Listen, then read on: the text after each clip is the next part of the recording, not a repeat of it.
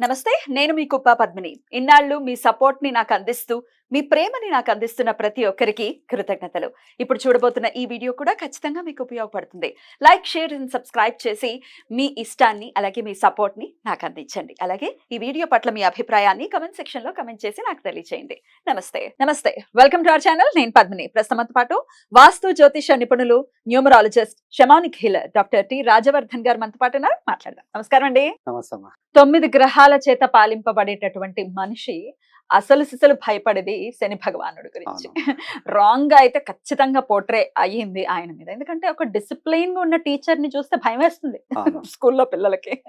కొంత క్యాజువల్ గా ఏదో సరదాగా ఉండేటటువంటి టీచర్ తో కొంచెం ఈజీగా ఫ్రీగా ఉంటారు. లైక్ శుక్రుడితో అయితే ఫ్రీగా ఉండొచ్చు. కానీ శని భగవానుడు అంటేనే సిస్టమాటిక్, శని భగవానుడు అంటేనే ధర్మం, రూలర్, ఇంకోటి ధర్మబద్ధము, ఖచ్చితంగా క్రమశిక్షణకు మారిపోయారు. అన్ని పాజిటివ్ వర్డ్స్ ఆయనకి ఖచ్చితంగా వర్తిస్తాయి. అద్భుతంగా యోగిస్తారు ఆయన గనక ఉంటే. పిఎం లైన వాళ్ళు, సీఎం లైన వాళ్ళు ఎంతో మంది ఉన్నారు మన ముందే కదా. అయితే ఆయన వస్తే ఏదో ఇబ్బంది పడిపోతాము, ఆయన వస్తే ఆయన పీడ వదలాలి, ఇట్లాంటి మాటలన్నీ మాట్లాడటం నిజంగా చాలా బాధాకరం. చాలా వరకు మార్పు వచ్చింది. ఇప్పుడు చాలా మంది జెమిని టీవీలో ఒక సీరియల్ వచ్చేది శని భగవానుడికి సంబంధించి. అది వచ్చిన తర్వాత నుంచి చాలా మార్పు వచ్చింది. అది తీసిన వాళ్ళకి నిజంగా హ్యాట్స్ ఆఫ్. ఆ ఐడియాకి హ్యాట్స్ ఆఫ్. నిజంగా చాలా మార్పుని తీసుకొచ్చారు. రైట్. అయితే ఎంత మనం చెప్పినప్పటికీ భయం మాత్రం మెదడులో కూర్చున్నది పోవటం అంత ఈజీ కాదు. శని దశలో ఉన్నప్పుడు, లేకపోతే శని మహర్దశ అవ్వచ్చు, అష్టమ శని, అర్ధాష్టమ శని, ఏలినాటి శని. ఈ శని రోజు పీరియడ్స్ ఉన్నప్పుడు ఎట్లాంటి జాగ్రత్తలు తీసుకుంటే శని యొక్క అనుగ్రహం మనకి దక్కుతుందండి? ఇప్పుడు ఏలినాటి శని ప్రభావము మనకు 7.5 సంవత్సరాలు ఉంటుందమ్మా. రాశి పరంగా చంద్రుడి నుంచి 12వ స్థానము, 1వ స్థానము, 2వ స్థానము, 2.5 ఏళ్ళు ఒక రాశిలో ఉంటాడు. అయితే 2.5 ఏళ్ళు ఏలినాటి శని అంటే 7.5 ఏళ్ళు. ఆయన ఏం చేస్తాడంటే మన కర్మలను, నెగిటివ్ కర్మ, మనము బాకీలు ఉన్నాము అవన్నీ తీర్చిపించుకోవడానికి ఆయన చేసే మేలు పని. బయటపడాలి, మనం క్లియర్ చేసుకోవాలి. ఈ రోజు కాకపోయినా అది తప్పదు. అది క్లియర్ చేసుకోవడమే మనకు ఉత్తమం. కనుకైతే మనకు కామన్ మ్యాన్ ఎట్లా ఉండంటే తప్పించుకుంటాడు, తప్పించుకోవడానికి ప్రయత్నం చేస్తాడు. కానీ కాదు, అది దాన్ని ఫేస్ చేసి యాక్సెప్ట్ చేసి అది క్లియర్ చేసుకుంటే కనుక ఆయన చేస్తే మేలు చాలా అద్భుతం. ఆయన బాగుంటే కనుక ఏదేదో జరిగిపోతుంది. చాలా రాజులే. అయితే ఇక్కడ కొద్దిగా ఏలినాటి శని అని, అష్టమ శని అని, అర్ధాష్టమ శని అని 4వ ఇంట్లో, 8వ ఇంట్లో, ఇంకోటి శని నీచపడ్డాయి ఆ దశ నడుస్తున్నా, ఇంకోటి షష్టాష్టకాల ఉంటే కనుక లగ్నాత్తు షష్టమము 6వ ఇంట్లో, 8th లో ఉన్నా కూడా అది బాగలే కదనుకోండి. ఆ దశ నడుస్తున్నా, అంతర్దశ నడుస్తున్నా కూడా కొద్దిగా ఇబ్బందులు కలుగజేస్తాయని మనం అనుకుంటాము.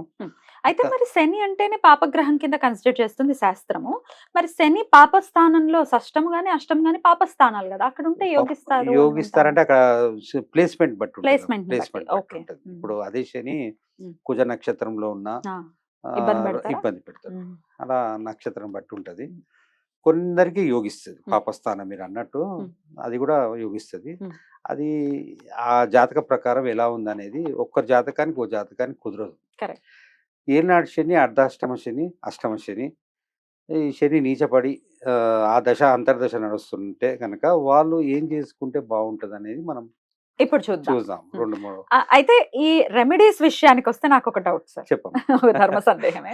మరి ఇంత ధర్మబద్ధమైనటువంటి ఒక ప్లానెట్ వేరే గ్రహాలకి, ఇప్పుడు శుక్రుడికో లేకపోతే ఇంకో గ్రహానికో రెమెడీలు చేసేస్తే ఓకే, దొడ్డిదారులు ఉన్నా ఓకే. మరి ఈయనకి అసలు సిస్టమాటిక్ ప్లానెట్, మరి ఈయనకి ఇట్లాంటి రెమెడీస్ చేస్తే వర్తిస్తాయా? అమ్మా, ఇప్పుడు ఒక దోషి ఉన్నాడు. ఆ దోషం చేసిన నేను అని యాక్సెప్ట్ చేసుకోవాలి. ఇప్పుడు మనకి ఏదో కర్మ, చెడు కర్మ వచ్చింది, ఇది నేను యాక్సెప్ట్ చేయాలి. ఫస్ట్ యాక్సెప్ట్ చేయడం ఒకటి, ఆ శని భగవానుని పాదాలను పట్టుకోవడం ఒకటి. నువ్వు నన్ను రక్షించు నాయన, నీకు మనకు చేయవలసిన రెమెడీ చేయడం, ఫస్ట్ యాక్సెప్ట్ చేయడము, ఆ ఆ కర్మ నుంచి ఆ సంబంధం అప్పుడు ఉన్న సమస్య నుంచి అధిగమించే శక్తి ఇస్తాడు. రైట్. అది Accept ఏదో చేయాలి. ఏదో ఆ. ఒక రెమెడీ చేసినంత మాత్రాన మనము మారిపోతుందంటే మార్పు కాదు. అది దాన్ని తట్టుకొని బయటపడే అంత శక్తిని ఇవ్వడానికి ఆయన్నే ప్రార్థన చేయడం రైట్. ఇక్కడ రెమెడీ. రైట్. ఇదే రెమెడీ. ఎందుకంటే అది ఫేస్ చేయాలి, కరెక్ట్. దాన్ని పోస్ట్పోన్ చేయొద్దు. ఆ ఫేస్ చేస్తే ఆ ఫేస్ చేయడానికి మనకు బలం కావాలి, ఆలోచన కావాలి, ఆశీర్వాదం కావాలి. Right. కనుక ఆయననే పట్టుకోవడము Right. ఉత్తమం. రైట్. అయితే గిల్టీగా ఫీల్ అయ్యి తర్వాత రెమెడీస్ చేయండి. సరే, ఇలా ఫీల్ అయిన తర్వాత ఓకే నేను తప్పు చేశాను, ఇప్పుడు ఏంటి నా తప్ప అంటే పరిస్థితి? ఇప్పుడు ఏదో ఒకటి మనకు సమస్య వస్తుందమ్మా, అది ఆ సమస్యకు లింకు మనకు ప్రారంధ కర్మ ఎక్కడో ఉంటుంది మనకు. ఆ ప్రారంధ కర్మ ఇక్కడ దాన్ని యాక్సెప్ట్ చేసి దానికి క్లీన్ చేసుకొని మన తప్పుంటే కనుక ఒప్పుకొని, ఇక్కడ ఏంటంటే కొన్ని ఈగో పోవద్దు. ఇది అవును ఇది తప్పే, నా నుంచి తప్పు జరిగింది అని యాక్సెప్ట్ చేసుకొని దీని నుంచి బయటపడేది మనం ప్రయత్నం చేయడము, ఆ దేవుని ప్రార్థనతోటి రెమెడీ తోటి ఆ శక్తిని తీసుకోవడం. తెచ్చుకోవటం. ఏం ఇది చేయాలి simple. మరి ఏం ఇప్పుడు? చేయాలి ఇక్కడ శనికమ్మ, ఇప్పుడు సింపుల్గా అంటే శని త్రయోదశి రోజు తైలాభిషేకం చేయడము, శని మంత్రాన్ని మనం చాంట్ చేసుకోవడం, జపం చేసుకోవడం, శని జపం చేసుకోవడము, తైలాభిషేకం చేయడము. ఇంకోటి కట్టేవి పాదుకలు వస్తాయి, అది ఒక 10 minutes వేసుకోవాలి. అవి శనికి బాగలేదు పీడింపబడుతున్న వాళ్ళు ఓ 10 to half an hour మనం ఇంట్లో ఆ కట్టె పాదుకలు వేసుకొని పక్కన పెట్టుకోవాలి. ఇది కూడా ఆఫీస్ ఇప్పుడు మామూలుగా పాదుకలు వస్తాయి అని అంటూ ఉంటారు కదా, అవేనా? ఓకే. అది వేసుకోవచ్చు. ఇంకోటి శని అంటే హనుమంతుడిని కూడా ప్రార్థన చేస్తే ఆయన ఆశీర్వాదంతో కూడా ఇవి అధిగమించే బలం వస్తుంది. శివాభిషేకం, శివునికి అభిషేకం చేయడము, రుద్రం ఎలా మీకు ఎలా వీలైతే అలా. ఇంకోటి శని అంటే వాయుతత్వం, వాయుతత్వానికి సంబంధించిన సమస్యలు వస్తాయి బాడీలో. వాయు గ్యాస్ వాయుతత్వము బాడీలో ఎంత ఉండాలనో అంత ఉండకపోవడము, కొద్దిగా ఎక్కువ కావడము, అలాంటి సమస్యలు వస్తాయి. అపాన వాయువు 5 వాయువులు ఉంటాయి కదా, అది అన్బ్యాలెన్స్ అవుతుంది. అది కూడా మనము దానికి చక్కటి రెమెడీ ఏంటంటే రోజు త్రిఫల చూర్ణం తీసుకోవడం బాగుంది. అలా ఉన్న వాళ్ళు వాయుకు సంబంధించిన సమస్య వస్తే 10లో ఒకరికి రావచ్చు, వస్తే కనుక త్రిఫల చూర్ణము, ఆ వాయుతత్వం కనుకనే హనుమంతునికి ఆరాధించడం, వాయుపుత్రుడు కనుక పెద్దవాళ్ళు చెప్పారు. శివునికి అభిషేకము. ఇంకోటి ఇలా చేసుకుంటూ పోతే నల్ల నువ్వులు దానం చేయడము. మనము శని ఒక గ్రహంతో ఉంటే కొన్ని ఇబ్బందులు ఉంటాయి. ఇప్పుడు శని రవి కలిసి ఉన్నారు అనుకోండి, ఆ ఒక జాతకంలో కళ్ళ సమస్యలు, ఎముకల సమస్యలు వస్తాయి. ఇప్పుడు శని శుక్రుడు కలిసి ఉంటే మంచిదే, ఇద్దరు మిత్రులే, కానీ స్కిన్ ప్రాబ్లంలు ఉంటాయి. బాగుంటే బాగుంటుంది, బాగాలేదంటే స్కిన్ ప్రాబ్లం వస్తాయి. శని బుధుడు అనుకోండి, ఎవరి వల్లనైనా మోసపోతాడు. ఇద్దరు మిత్రులే అయినా కూడా ఒకరి వల్ల మోసంపబడడం జరుగుతుంది.